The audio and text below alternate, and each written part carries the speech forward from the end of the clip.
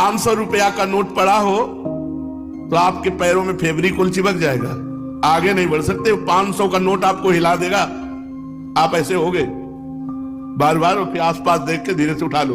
500 रुपया आपको आगे नहीं बढ़ने देगा।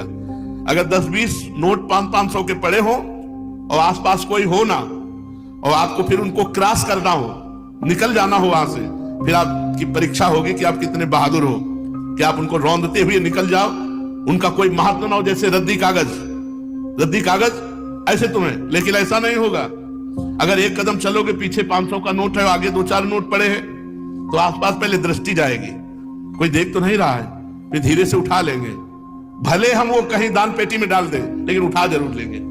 क्यों उठा लिए? क्योंकि महत्व है, धन में महत्व है, भोगों में महत्व है। तो ये कहने की बात अलग है कि अरे भाई हमें स्वर्ग के सुख नहीं चाहिए, हमें मोक्ष नहीं चाहिए, हमें प्रेम चाहिए।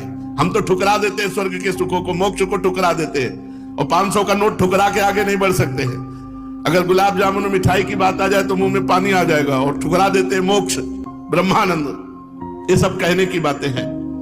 स्वर्ग के दिव्य दिव्य भोगों को ठुकरा सके ऐसा भगवत प्रेमी महात्मा ही केवल होता है।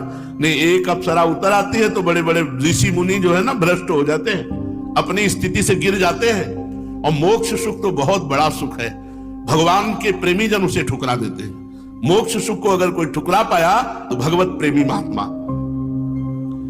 जो अभी स्वर्ग के सुख जानते नहीं। अब जैसे पहले ऋषि मुनियों के पास जो है अप्सराएं आया करती थी, बोले अमुक ऋषि के पास, जैसे विश्वामित्र जी के पास बोले मेनका जी आई, उनके पास अमुक आई। अब नहीं आती है, जरूरत है नहीं। वो तो जो समस्त इंद्रियों पर विजय प्राप्त करके मृत्यु लोक के समस्त भोग प्रणाली को रौंद दिया और हेरा नहीं उनकी तरफ, तब दिव्य लोकों की अप्सराएं उनके सामने आती है। यहां दिव्य आने की जरूरत है नहीं।